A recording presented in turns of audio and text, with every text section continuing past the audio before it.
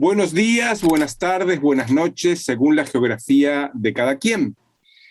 Leo hoy en el periódico Desde Abajo una nota del periódico Público, a su vez hecha en base a informes científicos, que la contaminación está matando 9 millones de personas y discrimina las diversas formas. La más mortífera sería la contaminación aérea ambiental, que está provocando 4 y pico millones de muertos, ¿verdad? Lo que es importante porque en el 2000, los datos del 2000 daban la mitad, ¿verdad? 2, y pico y ahora están casi en 5 millones, seguido de la contaminación con el agua, con contaminantes químicos, con otro tipo de productos que van haciendo daño a la salud humana. Y la cifra total de todos los contaminantes suma 9 millones.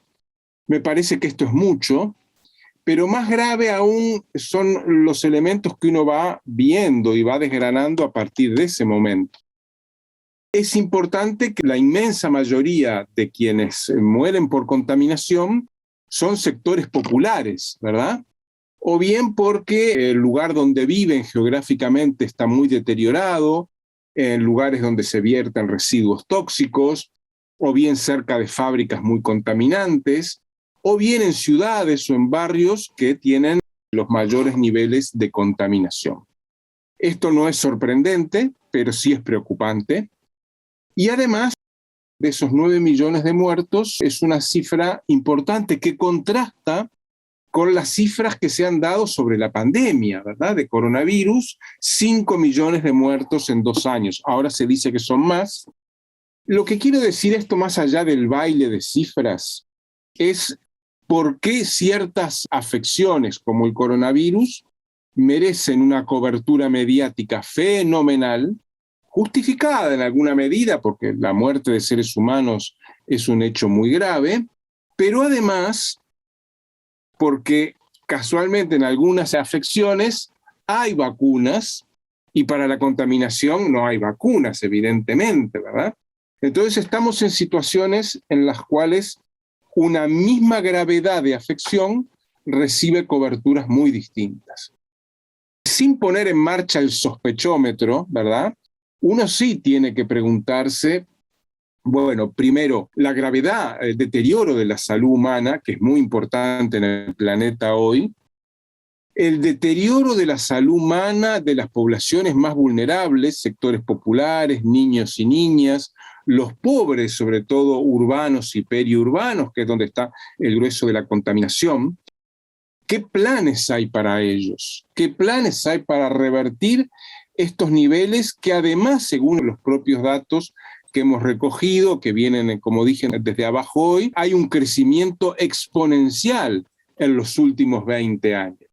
O sea, hay un aumento de un crecimiento de nuevas tecnologías, hay políticas verdes en todos los terrenos, pero la muerte por contaminación sigue creciendo y lo hace de una manera potente.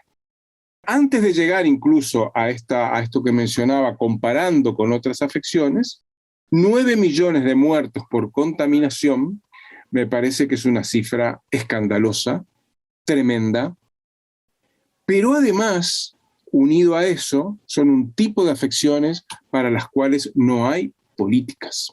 Y recordemos además que el primer mundo ha trasladado al tercer mundo buena parte de esas producciones industriales que son más nocivas, que tienen más desechos tóxicos, ¿verdad? Yo vivo en un país, Uruguay, donde ahora es un gran productor de pasta de celulosa, porque es la parte de la fabricación de papel más contaminante y los países del norte, particularmente Finlandia, la han trasladado a países del tercer mundo. Entonces, resuelven en un lugar un problema, pero lo trasladan a otro. En fin, me parece que es importante, es un tema importantísimo a tener en cuenta, cómo está deteriorándose la salud humana en este periodo. Y esto lo menciono porque, además de ser en sí grave, estamos llegando a umbrales en los cuales la acumulación de pandemias, enfermedades, elementos de contaminación, llega a un punto en el cual vuelve la salud humana enormemente frágil.